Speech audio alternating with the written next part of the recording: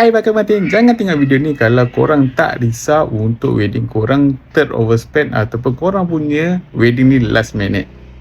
Dalam video kali ni saya nak share dengan anda beberapa tip macam mana korang nak buat kalau korang punya wedding tu dah last minute. Saya dapat beberapa pertanyaan daripada kita punya follower. Dia kata sempat lagi tak kalau saya nak buat majlis wedding saya ni bulan 12. So sekarang ni dah bulan 4. So dalam 6 ataupun 7 bulan lagi sebelum dia punya majlis.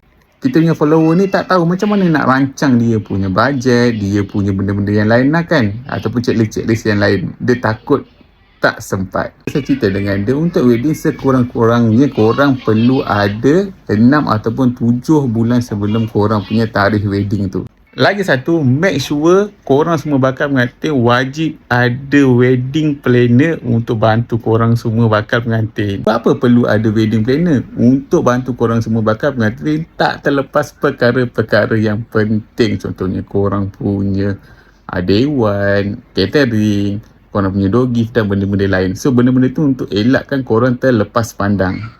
Lagi satu, untuk bantu korang track korang punya expenses untuk wedding nanti kan. Duit keluar masuk, dah bayar ke belum untuk vendor-vendor yang korang pilih tu.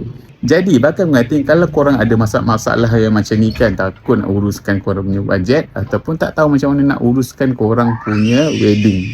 Make sure korang adakan wedding planner untuk bantu korang semua bakal pengantin.